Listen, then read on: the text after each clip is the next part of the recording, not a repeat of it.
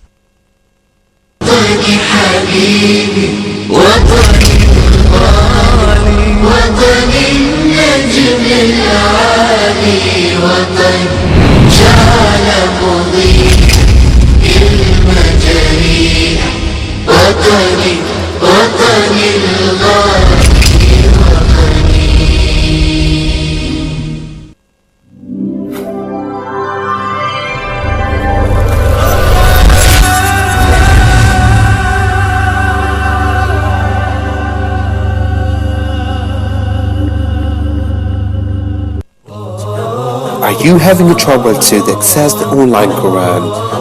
The Quran Easy Way gives you the one-to-one, the family packages and the professional one. مولاي صل وسلم دائما أبدا على حبيبك خير الخلق كلهم يا رب صل عليه يا رب صل. Book your first trial today on www.easywayquran.com.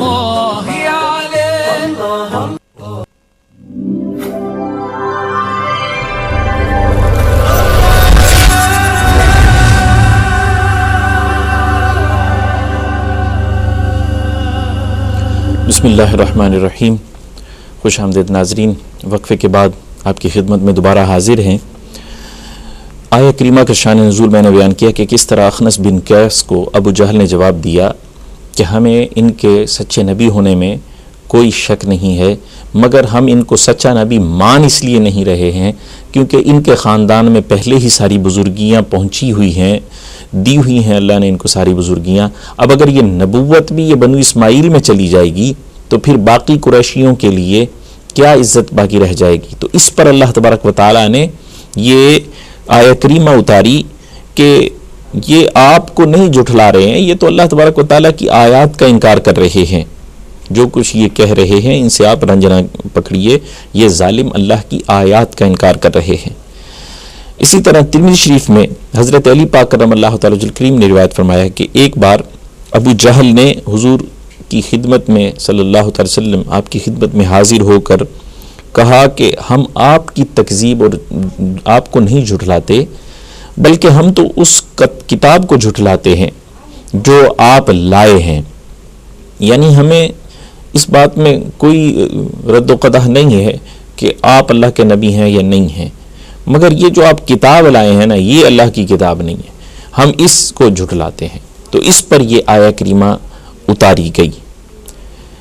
جو بھی اس آیہ کریمہ کا شان نزول ہو، اس آیہ کریمہ سے نبی پاک صلی اللہ علیہ وسلم کی عظمت کئی طرح سے ثابت ہو رہی ہے۔ پہلی تو یہی کہ حضور نبی پاک صلی اللہ علیہ وسلم اللہ تبارک و تعالیٰ کے ایسے محبوب ہیں کہ اگر کسی کی بات نبی پاک صلی اللہ تعالی وسلم کے دل مبارک پر، آپ کے قلب اطہر پر گراں گزرتی ہے تو اللہ تبارک و تعالیٰ اس مبارک دل کی تسکین فرماتا ہے۔ کفار بے شک ایذائیں پہنچاتے ہیں مگر اللہ تبارک و تعالیٰ تسلی دیتا ہے۔ کفار جو کہتے ہیں آپ اللہ کے رسول نہیں، اس سے اگر دل پر کوئی ملال گزرتا ہے تو دوسری طرف انداز ربانی بھی ملاحظہ ہو۔ یہ ارشاد فرمایا کہ پیارے حبیب رنج نہ کیجئے، یہ آپ کو تھوڑا کچھ کہتے ہیں، یہ تو ظالم اللہ کی آیات کو جھٹلاتے ہیں۔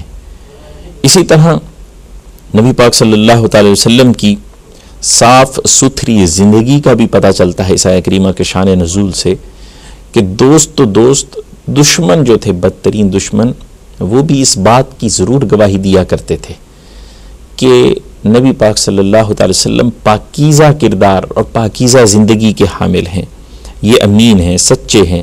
اگر دنیا میں کوئی ایسی ہستی گزری ہے جس نے کبھی خوش طبعی میں، یعنی ہنسی مذاق جو انسانوں کے ساتھ کر رہا ہوتا ہے، اس ایسی طبی حالت میں بھی کبھی جھوٹ نہیں بولا تو وہ ہستی نبی پاک صلی اللہ تعالی علیہ وسلم کی پاک ہستی ہے۔ جس نے کبھی مذاق میں بھی جھوٹ نہیں بولا وہ ہستی نبی پاک صلی اللہ تعالی وسلم کی ہستی ہے۔ اور یہ بعد کے زمانہ اسلام کے کئی سارے واقعات سے ثابت ہے کہ سرکار مزاح کس طرح کا فرمایا کرتے تھے، اور اس مزاح میں بھی سرکار، اس مذاق میں بھی سرکار جس چیز کا اہتمام فرمایا کرتے تھے وہ یہی تھا کہ زبان اقدس سے جھوٹ نہ نکلے۔ اور یہ اللہ تبارک و تعالیٰ نے نبی پاک صلی اللہ تعالی علیہ وسلم کی اس بات کی گواہی خود قرآن پاک میں عطا فرمائی ہے۔ وَمَا يَنْطِقُ عَنِ الْهَوَىٰ إِنْ هُوَ إِلَّا وَحْيٌ يُوحَىٰ، نبی پاک صلی اللہ تعالی وسلم کی زبان اقدس سے کوئی بات ایسی نکل ہی نہیں سکتی کہ جو اللہ تبارک و تعالیٰ کی وحی الہی سے علیحدہ ہو۔ اللہ تبارک و تعالیٰ نبی پاک صلی اللہ تعالی وسلم کے الفاظ کو وحی بناتا ہے، یا اللہ تبارک و تعالیٰ جو فرماتا ہے وہ نبی پاک صلی اللہ تعالی وسلم کی زبان اقدس سے ارشاد ہوتا ہے۔ بہت سارے کئی واقعات ہیں، مثلا ایک شخص کا آ کر اونٹ مانگنا، سرکار نے ارشاد فرمایا میں تجھے اونٹ کا بچہ دوں گا۔ وہ کہنے لگا حضور میں نے سواری کے لیے جانور مانگا ہے، آپ مجھے بچہ دیں گے، بچہ سواری کے جانور میں تھوڑا سا، تو آپ نے ارشاد فرمایا کوئی بھی اونٹ ایسا ہے جو اونٹ کا بچہ نہ ہو۔ تو اسی طرح ایک عورت آگے کہنے لگی حضور دعا فرما دیجیے، بڑھیا تھی کہ مرنے کے قریب ہو گئی ہوں تو اللہ تبارک و تعالیٰ مرنے کے بعد جنت دے۔ سرکار نے ارشاد فرمایا بوڑھیاں تو جنت میں نہیں جا سکیں گی۔ وہ رنجیدہ ہوگی، غمگین ہو گئی۔ جب وہ غمگین ہوئی تو نبی پاک صلی اللہ علیہ وسلم نے ارشاد فرمایا ہم نے اس لیے کہا ہے کہ جب تم بے شک اس دنیا سے جب جا رہی ہو تو عمر رسیدہ ہو، بوڑھیا ہو، لیکن جس وقت جنت میں داخلے کا وقت آئے گا تو اللہ تبارک و تعالی ہر انسان کو اس کی نوجوانی کی عمر لوٹا دے گا اور وہ نوجوان ہونے کی حالت میں ہی جنت میں داخل ہوگا۔ تو یہ نبی پاک صلی اللہ تعالی علیہ وسلم کے خوش طبعی فرمانے کے انداز ہیں، اور ان انداز میں بھی اگر کچھ ہے بالخصوص ملحوظ خاطر ہے وہ یہ کہ جو ارشاد فرما رہے ہیں وہ خلاف واقعہ نہیں ہے، حقیقتاً ایسا ہے۔ اللہ تبارک و تعالیٰ کے حبیب کی اس پاکیزہ کردار کی گواہی دوست اور دشمن سب دیا کرتے تھے۔ دوسرا یہ اصول اور قاعدہ ہے کہ انسان کے ہم وطن لوگ، خاص کر جو اس کے لڑکپن کے دوست ہوتے ہیں، اس کی اندرونی اور بیرونی زندگی سے واقف ہوتے ہیں۔ باہر کے لوگوں میں جا کر کوئی کتنا ہی پاک دامن بن جائے، اپنے آپ کو کتنا ملک چودھری اور بڑے بڑے القاب لگا کر اپنے آپ کو کتنا ہی عالی شان اور عالی مقام ظاہر کرتا پھرے، اس کے بچپن کا اور اس کے علاقے کا کوئی اگر اس علاقے میں پہنچ جائے جہاں پر اس نے رہائش اختیار کی ہے تو وہ اس کی بچپن کی ساری باتیں کھول کر لوگوں کو بیان، کیونکہ وہ جانتا ہے۔ اور نبی پاک صلی اللہ تعالی وسلم کے ساتھ ایسا معاملہ نہیں، کیوں کہ باہر سے بھی آ کر اگر لوگ گواہی لیا کرتے تھے تو نبی پاک صلی اللہ تعالی وسلم کے اپنے علاقے کے، آپ کے بچپن کے لوگ آپ کی خوش اخلاقی کی تعریف کیا کرتے تھے اور آپ کے بلند کردار کی تعریف کیا کرتے تھے کہ کس طرح نبی پاک صلی اللہ تعالی علیہ وسلم صادق ہیں، امین ہیں، نبی پاک صلی اللہ تعالی وسلم لوگوں کے ساتھ شفقت کا معاملہ فرمانے والے ہیں، دوسروں کے کام آنے والے ہیں۔ یہاں تک کہ مشہور واقعہ ہے کہ کس طرح مکہ شریف کی زندگی میں وہ بڑھیا جو تھی، وہ سرکار جس گلی سے گزرا کرتے تھے اس گلی میں اپنے مکان کی چھت پر کوڑا لے کر انتظار کیا کرتی تھی۔ جب سرکار گزرتے تو وہ کوڑا بھرا ہوا آپ کے جسم اقدس پر ڈال دیا کرتی تھی۔ سرکار خاموشی سے اس کو برداشت فرماتے ہوئے، صبر کا مظاہرہ کرتے ہوئے گزر جایا کرتے تھے۔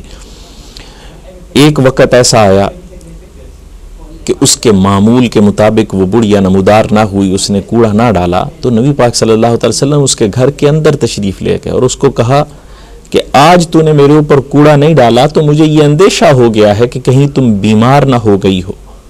دیکھا تو وہ بیمار پڑی ہے، اس کے گھر کا کام کیا، اس کے مشکیزے پانی سے پر کیے، اس کے گھر کا کام کر کے تشریف لے گئے۔ دوسرے دن پھر تشریف لائے، اس کے گھر کا کام کیا۔ اس اخلاق سے متاثر ہو کر اس بڑھیا نے آپ کی غلامی اختیار کی، آپ کا کلمہ پڑھا کہ ایسی خوش اخلاقی، دوسروں کے کام آنے کا ایسا جذبہ، یہ اللہ تبارک و تعالیٰ کا کوئی سچا رسول ہی ظاہر فرما سکتا ہے۔ یہی وجہ ہے کہ نبی پاک صلی اللہ علیہ وسلم کے بچپن کے لڑکپن کے ساتھی جو بھی تھے وہ سب نبی پاک صلی اللہ علیہ وسلم کے اعلیٰ کردار کی گواہی دیا کرتے تھے۔ یہ سرکار کا اعلیٰ کردار ہی تھا کہ بچپن میں ابھی نبوت کا اظہار بھی نہیں فرمایا ہے، لڑکپن میں ایسے ایسے معاملات سر انجام دیے کہ جو انتہائی زیرک اور معاملہ فہم شخص ہی جو ہے وہ سر انجام دے سکتا تھا۔ مثال کے طور پر بیت اللہ شریف کی تعمیر نو ہوئی، سب قبیلوں نے مل جل کر حصہ لیا۔ اب جب باری آئی کہ حجر اسود کو نصب کرنا ہے، اس پر لڑائی پڑ گئی۔ کوئی کہتا تھا کہ ہم اشرف قبیلہ ہیں، ہم جو ہے وہ اس کو بیت اللہ شریف کی دیوار میں نصب کریں گے۔ کوئی کہتا جی یہ سعادت ہمیں ملنی چاہیے، ہم میں یہ خصوصیت ہے۔ اپنی خصوصیات گنا گنا کر لوگ اور قبیلے یہ سعادت لینا چاہتے تھے۔ نبی پاک صلی اللہ علیہ وسلم ظاہر ہوئے، آپ نے ارشاد فرمایا کہ لڑتے کیوں ہو، اس کا آسان سا حل ہے، آج گھر چلے جاؤ، کل جو سب سے پہلے بیت اللہ شریف میں آئے گا اس کو یہ اختیار دے دیا جائے کہ بیت اللہ شریف کے دیوار میں حجر اسود کو وہ شخص نصب کرے۔ یہ واقعات سیرت طیبہ کے وہ واقعات ہیں جن کو آج کم بیان کیا جاتا ہے۔ اس سے پتہ چلتا ہے کہ نبی پاک صلی اللہ علیہ وسلم نے جو اپنی سیرت اور کردار کو ان علاقوں میں پروان چڑھایا تھا تو وہ کیسی کیسی خصوصیات تھیں۔ اب دوسری صبح رات سائے لوگ جو ہیں وہ پلاننگیں کرتے ہیں کہ کل ہم جائیں گے اور ہم جو ہے سب سے پہلے پہنچ جائیں گے۔ جو سب سے پہلے پہنچنے والا ہے وہ خوش ہو رہا ہے کہ میں سب سے پہلے پہنچ گیا ہوں، باقی آتے ہیں ان کے سامنے اظہار بھی کر رہا ہے، مگر نبی پاک صلی اللہ تعالی وسلم پہلے سے وہاں موجود ہیں، سب مان لیتے ہیں کہ یہ سب سے پہلے آئے ہیں۔ اب انہی کے اپنے قانون کے مطابق یہ اختیار نبی پاک صلی اللہ علیہ وسلم کو دے دیا گیا کہ آپ جس کو آپ خود نصب کرنا چاہیں تو، اور جس دوسرے قبیلے کو اختیار دینا چاہیں تو آپ کی مرضی ہے۔ نبی پاک صلی اللہ علیہ وسلم معاملہ فہمی کا کیسا مظاہرہ فرماتے ہیں کہ ایک چادر لائی جائے، ایک چادر لائی گئی، اس پہ حجر اسود شریف کو رکھا گیا، فرمایا اب جتنے بھی قبیلے والے ہو آؤ اور اس چادر کو پکڑ لو اور اس کو بلند کرو۔ سب قبیلے والے اپنے اپنے نمائندے بھیجتے ہیں، اس چادر کو پکڑا جاتا ہے جس میں حجر اسود رکھا ہوا ہے، اس کو بلند کیا جاتا ہے یہاں تک کہ وہ اس مقام تک بلند کی جاتی ہے جہاں پر حجر اسود کو نصب کرنا ہے۔ جب اس مقام تک اٹھا لی جاتی ہے تو نبی پاک صلی اللہ علیہ وسلم اپنے ہاتھوں سے حجر اسود کو بیت اللہ شریف کی دیوار میں منتقل فرما دیتے ہیں اور وہاں پر چن دیتے ہیں۔ یہ معاملہ اب سب لوگوں کو سعادت بھی مل گئی حجر اسود کو بیت اللہ شریف کی دیوار میں نصب کرنے کی، اور کوئی لڑائی بھی نہ ہوئی۔ یہ معاملات تھے سرکار کے لڑکپن کے، نبی پاک صلی اللہ علیہ وسلم کے بلند کردار کے، سرکار کے معاملات کو خوش اسلوبی سے طے کرنے کے معاملات، یہ سارے واقعات تھے جن کی وجہ سے اپنے بیگانے سب نبی پاک صلی اللہ علیہ وسلم کی تعریف فرمایا کرتے تھے۔ یہی وجہ تھی کہ جب نبوت ملتی ہے، نبی پاک صلی اللہ تعالی وسلم کے بہت ہی جو قریب رہنے والے ہوتے ہیں، جو عموماً انسان عام آدمی کی بات کروں، عموماً انسان کی اندرونی ہر طرح کی عادات سے واقف ہوتے ہیں، اور جن کو متاثر کرنا سب سے مشکل کام ہوتا ہے، جب سرکار نبوت کا اعلان فرماتے ہیں تو وہ قریبی، وہ دوست کہ جو لڑکپن کے دوست ہیں، وہی سب سے پہلے نبی پاک صلی اللہ علیہ وسلم پر ایمان لاتے ہیں اور مان جاتے ہیں۔ حضرت سیدنا ابو بکر صدیق رضی اللہ تعالیٰ عنہ، آپ کو جب سرکار نبوت کا اعلان فرماتے ہیں، آپ سب سے پہلے نبی پاک صلی اللہ علیہ وسلم کی غلامی اختیار کرتے ہیں، کلمہ پڑھ کر مسلمان ہو جاتے ہیں۔ حضرت سیدتنا خدیجہ کبریٰ رضی اللہ تعالی عنہا آپ پر جب اسلام پیش فرماتے ہیں، نبی پاک صلی اللہ علیہ وسلم کی دعوت پر آپ فوراً اسلام قبول کر لیتی ہیں۔ یہ وہ ہیں دنیاوی طور اور طریقے سے دیکھا جائے تو ان کو منانا سب سے مشکل تھا، مگر یہ خود بخود کیسے مان گئے؟ اس وجہ سے مان گئے کہ یہ جانتے تھے کہ جس کے ہم اتنا قریب ہیں، کوئی اور کتنا ان کے قریب ہے ہی نہیں، اس کا کردار ہم نے سب سے زیادہ دیکھا ہے، یہ جھوٹ بول ہی نہیں سکتے ہیں، یہ کسی بھی طرح کوئی عیب کے حامل ہی نہیں ہے، تو یہ نبوت کے معاملے میں کیسے کوئی جھوٹی بات کر سکتے ہیں؟ لوگوں نے جنہوں نے انکار کیا وہ فقط حسد کی بنا پر، جیسا کہ اس آیہ کریمہ کے شان نزول سے پتہ چلتا ہے، بے وجہ نبی پاک صلی اللہ تعالی علیہ وسلم کی تعریف سے چڑ جاتے اور آپ کے بلند مقام سے خوف کھاتے اور حسد کرتے ہوئے انہوں نے نبی پاک صلی اللہ تعالی علیہ وسلم ان کا انکار کر دیا اور ایمان نہ لائے۔ مگر یہاں پر اللہ تبارک و تعالیٰ کی طرف سے دلداری اور دلجوئی کا معاملہ دیکھیے، اس کو آج دنیا داری کی مثال میں بھی اگر ہم لیں، گورنمنٹ کا کوئی افسر کسی جگہ جا کر اس گورنمنٹ کا کوئی قانون نافذ کرنے کی کوشش کرے، لوگ اس کو نہ کرنے دیں تو یہی سمجھا جاتا ہے کہ اس نے گورنمنٹ کی ریٹ کو چیلنج کیا ہے۔ اس افسر بکار جو ہے، اس کی کیا حیثیت؟ وہ آیا تھا گورنمنٹ کے قانون کو نافذ کرنے، جب اس قانون کو نہیں مانا جا رہا تو اس کو کوئی بھی طعن و تشنیع کا نشانہ نہیں بناتا ہے، بلکہ یہی سمجھتا ہے کہ گورنمنٹ کی ریٹ کو چیلنج کیا۔ یہاں پر یہ معاملہ خود اللہ تبارک و تعالی ارشاد فرما رہا ہے، پیارے حبیب آپ دل پر رنج نہ لیجئے، ان ظالموں نے آپ کا اگر انکار کر دیا ہے، در حقیقت انہوں نے آپ کا انکار نہیں کیا بلکہ اللہ کی آیات کا انکار کیا ہے، اللہ تبارک و تعالیٰ کی نشانی کا انکار کیا ہے۔ اس سے یہ بھی پتہ چلا کہ نبی پاک صلی اللہ تعالی علیہ وسلم اللہ تبارک و تعالیٰ کی ایسی نشانی ہے جس سے خدا کو پہچانا گیا۔ اللہ تبارک و تعالیٰ کی ہستی کی سب سے بڑی دلیل نبی پاک صلی اللہ تعالی علیہ وسلم ہے۔ نبی پاک صلی اللہ تعالی وسلم کا انکار در حقیقت اللہ تبارک و تعالیٰ کی آیات اور نشانی کا انکار ہے۔ حضور کی ذات اور حضور صلی اللہ تعالی وسلم کی صفات اللہ تبارک و تعالیٰ کو پہچاننے کا ذریعہ ہیں۔ ان کفار نے جو آپ کی نبوت اور رسالت سے انکار کیا ہے، اللہ نے ارشاد فرمایا انہوں نے ہماری نشانیوں سے انکار کیا ہے۔ جس طرح دنیا کی ہر چیز قدرت الہی کی نشانی ہے، یعنی ہر شے اللہ تبارک و تعالیٰ کی موجودگی اور وحدانیت کا پتہ دیتی ہے۔ حضرت علی کرم اللہ تعالی وجہ کریم کا قول پاک ہے، آپ نے ارشاد فرمایا میں نے اپنے رب کو اپنے دل کے ارادوں کے ٹوٹنے سے پہچانا، یعنی ارشاد فرمایا کہ میں ایک شے کا ارادہ کرتا ہوں، میں اس کام کو بجا لانے پر قادر بھی ہوں مگر پھر بھی نہیں کر سکتا۔ اس سے پتہ چلتا ہے کوئی اور بھی مؤثر ہے جو میرے ارادوں پر بھی قدرت رکھتا ہے کہ میں اپنے کام کو بجا لانے میں رک جاتا ہوں۔ یہ معاملات ہمارے ساتھ بھی ہیں مگر ہم سمجھتے نہیں۔ وہ لوگ اللہ تبارک و تعالیٰ کی ایسی پاکیزہ بندے تھے کہ اللہ تبارک و تعالیٰ کی نشانیوں کو غور سے دیکھتے اور اللہ تبارک و تعالیٰ کی ہستی کو پہچان لیا کرتے تھے۔ تو گویا اللہ نے جیسے کہ مقولہ بھی اللہ نے کسی شے کو اب سے پیدا نہیں کیا، یعنی بے فائدہ بے وجہ پیدا نہیں کیا. اللہ تبارک و تعالیٰ نے ہر شے کو جو پیدا کیا ہے تو وہ اپنے پیدا کرنے والے کی نشانی ہے، آیت ہے، اس کی طرف بندے کی رہنمائی کرنے والی ہے. سورج خدا کے نور کا پتہ دے رہا ہے، پانی ہے، ہوا ہے، یہ اللہ تبارک و تعالیٰ کی سخاوت کا خطبہ پڑھ رہے ہیں. مگر یہ اللہ تبارک و تعالیٰ کی صفات کی فردن فردن نشانیاں بیان کرتے ہیں. حضور نبی پاک صلی اللہ تعالی وسلم کی ذات اللہ تبارک و تعالیٰ کی ساری صفات کی مظہر اعلیٰ ہے. اگر اللہ تبارک و تعالیٰ کا علم کوئی جاننا چاہے تو علوم مصطفیٰ صلی اللہ تعالی وسلم میں غرق ہو کر دیکھے. اگر اللہ تبارک و تعالیٰ کی کوئی سخاوت جاننا چاہے تو نبی پاک صلی اللہ تعالی وسلم آپ کی سخاوت کا مطالبہ کیجیے.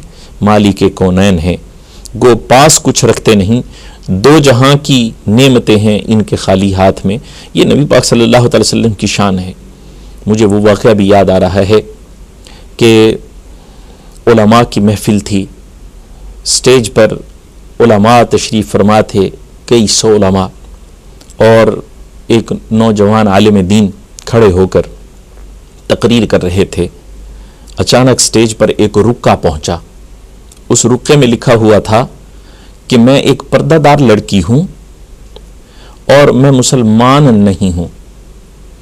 میں اس جلسے کو ملاحظہ کر رہی ہوں، لوگ آ رہے ہیں، تقاریر کر رہے ہیں، اور ان تقاریر میں نبی پاک صلی اللہ علیہ وسلم کی سخاوت بالخصوص اس کا بڑا ذکر کر رہے ہیں. مگر میں نے جہاں تک مطالعہ کیا ہے، ایک واقعہ ایسا ہے کہ جس کی بنا پہ میں کہہ سکتی ہوں کہ نبی پاک صلی اللہ تعالی وسلم اتنے سخی نہیں تھے. اللہ کی مخلوق میں اور بھی سخی بڑے گزرے ہیں. اور اس نے جو واقعہ تمثیل کے لیے، مثال کے لیے بیان کیا، اس نے کہا کہ حاتم تائی، قبیلہ طے کا ایک فرد، اس نے ایک محل بنوایا تھا جس کے 100 دروازے رکھوائے اس نے، تاکہ سائل جو تھے وہ ان 100 دروازوں سے آئیں تو ان کی حاجت براری ان 100 دروازوں سے کی جائے. یہاں تک کہ ایسا بھی واقعہ ملتا ہے کہ ایک شخص سوالی بن کر حاتم تائی کے اس محل میں آیا، ایک دروازے سے آیا، حاتم تائی نے اس کو نواز دیا، اس کے سوال کو پورا کیا، جو اس نے مانگا اس کو اس سے بڑھ کر دیا. وہ پلٹ کر دوسرے دروازے سے آ گیا، حاتم تائی نے اس کو پھر دیا. پھر وہ تیسرے سے آیا، حاتم تائی اس کو پہچان گیا کہ یہ وہی ہے جس کو پہلے بھی 2 دفعہ دے چکا ہوں. مگر وہ ایسا سخی تھا کہ اس نے ہاتھ نہیں روکا، اس نے پھر دیا، یہاں تک کہ وہ 100 دروازوں سے آیا. مگر حاتم تائی نے چہرے پر، اپنی پیشانی پر شکنے ڈالے بغیر اس کو 100 کے 100 دروازوں سے 100 مرتبہ خیرات دی. اس لڑکی نے رکے میں لکھا، ایک طرف یہ واقعہ ہے، دوسری طرف تمہارے نبی کی پوری سیرت ہے، ذرا مجھے موازنہ کر کے بتاؤ کہ کیا تمہارے نبی کی سیرت میں بھی ایسا کوئی واقعہ ہے. بڑے بڑے علماء وہ سب انگشت بدنداں ہو گئے کہ ایسا واقعہ نبی پاک صلی اللہ تعالی وسلم کی سیرت میں تو نہیں ہے. وہ جو نوجوان عالم دین تھے جو تقریر کر رہے تھے، انہوں نے اپنے بڑوں، ان کی خدمت میں عرض کی کہ اگر مجھے اجازت دی جائے تو میں اس سوال کا جواب دیتا ہوں. پھر آپ نے اس سوال کا جواب دیا اور اس لڑکی کو مخاطب کر کے ارشاد فرمایا کہ تم اس واقعے کو بیان کر کے ثابت کر رہی ہو کہ حاتم تائی بہت بڑا سخی تھا. نبی پاک صلی اللہ علیہ وسلم کی سیرت میں تمہیں ایسا کوئی واقعہ نہیں ملا ہے، تو اس کا مطلب ہے کہ سرکار ایسا نوازنے والے نہیں تھے. یہ جو واقعہ تمثیل کے لیے تو نے بیان کیا ہے، اس سے تو حاتم تائی کی کنجوسی اور تنگ دستی کا پتہ چلتا ہے، نہ کہ اس کی سخاوت کا. وہ اس طرح، یہ سائل ایک دروازے سے آیا، حاتم تائی نے دیا، وہ دوسرے دروازے سے پھر آ گیا مانگنے کے لیے. اس سے پتہ چلا کہ حاتم تائی نے پہلی ہی مرتبہ میں اس کو اتنا نہیں دیا کہ اس کی مانگنے کی حاجت دور ہو جاتی، جبکہ نبی پاک صلی اللہ تعالی وسلم کو 100 دروازے بنانے کی ضرورت نہیں تھی. جو ایک دروازہ تھا اسی سے جو شخص آ کر جو مانگ لیتا سرکار اس کی ایسی جھولی بھرا کرتے تھے کہ اس کو دوبارہ دستے سوال دراز کرنے کی ضرورت ہی نہیں پڑتی تھی. اس کی زندگی میں پھر ہاتھ پھیلانے کی دوبارہ نوبت ہی نہیں آتی تھی. سرکار تو اتنا نوازنے والے تھے. اور یہ واقعہ نبی پاک صلی اللہ تعالی وسلم کی سیرت کے مقابل نہیں ہو سکتا، بلکہ اس سے تو پتہ چلتا ہے کہ حاتم طئی اتنا کنجوس تھا کہ وہ پہچان بھی گیا کہ میرے پاس ایک شخص بار بار آ رہا ہے، پھر بھی وہ اتنا تنگ دست تھا کہ اس کو اتنا نہ دے سکا کہ اس کی مانگنے کی عادت جو ہے وہ دور ہو جاتی، یا اس کی مانگنے کی حاجت جو ہے وہ رہ جاتی. مگر نبی پاک صلی اللہ تعالی وسلم آپ کی سیرت میں یہ واقعہ ایسا اس طرح کا اس لیے نہیں ہے کہ میرے آقا ایسے نوازنے والے تھے کہ جو بھی مانگنے کے لیے آیا سرکار نے اس کو ایک مرتبہ میں ہی اتنا نواز دیا کہ اس کو دوبارہ مانگنے کی حاجت نہ رہی. اس نوجوان عالم دین، یہ نبی پاک صلی اللہ تعالی وسلم کے علوم کے فیض یافتہ، جن کو سرکار نے ارشاد فرمائے علماء امتی کا انبیاء بنی اسرائیل، کما قال صلی اللہ تعالی وسلم کہ میری امت کے علماء بنی اسرائیل کی نبیوں کی مانند ہے، یا میرے ورثاء یعنی میرے ورثاء علماء میری امت کے علماء ہیں. نبی پاک صلی اللہ علیہ وسلم کی وراثت علم کے حامل علماء کی صف میں اس نوجوان، اس کو بعد میں زمانے نے غزالی عصر، غزالی دوراں کے نام سے جانا. حضور سید احمد سعید شاہ صاحب کاظمی رحمۃ اللہ تعالی علیہ، آپ کا یہ واقعہ ہے. آپ نے نبی پاک صلی اللہ علیہ وسلم کی سخاوت کا یہ واقعہ بیان فرمایا.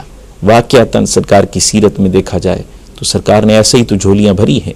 حضرت انس رضی اللہ تعالیٰ عنہ، آپ کے لیے نبی پاک صلی اللہ تعالی وسلم نے جب برکت کی دعا فرمائی تو دوسروں کے باغ سال میں ایک دفعہ پھل لایا کرتے تھے. حضرت انس کا باغ سال میں وہی پھل 2 مرتبہ دیا کرتا تھا.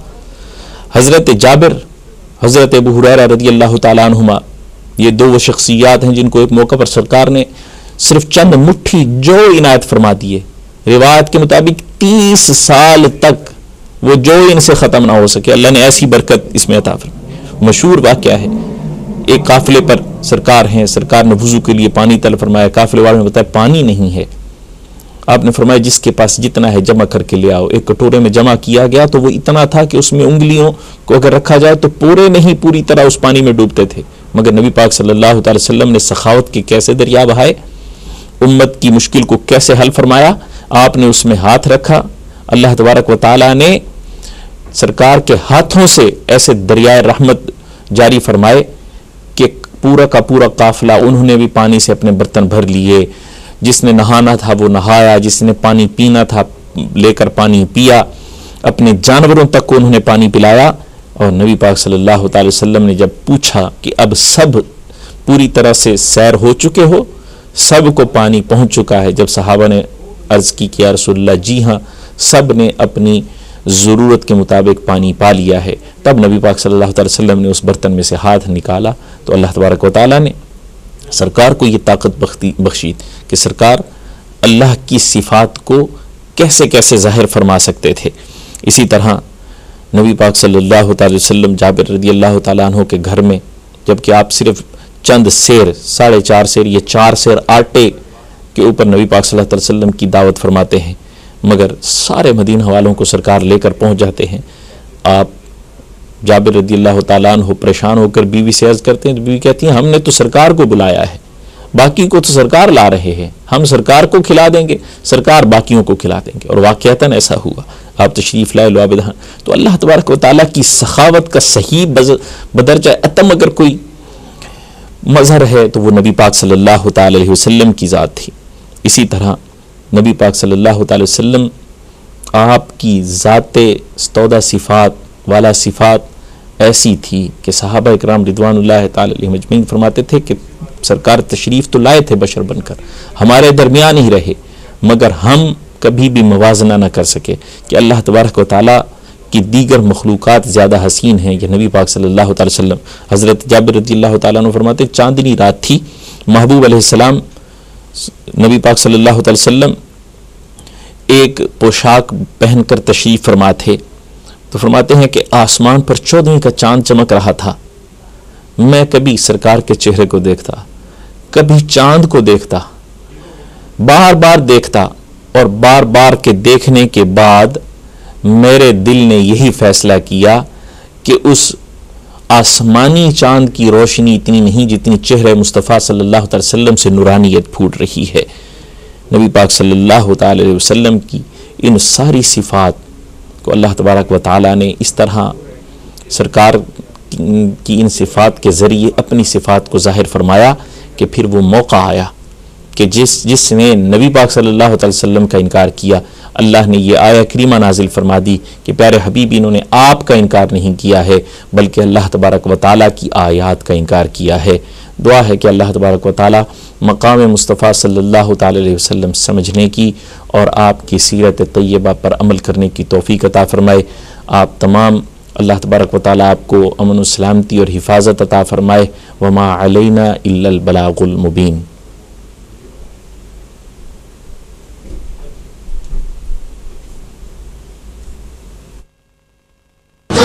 حبيبي وطني الغالي وطني النجم العالي وطني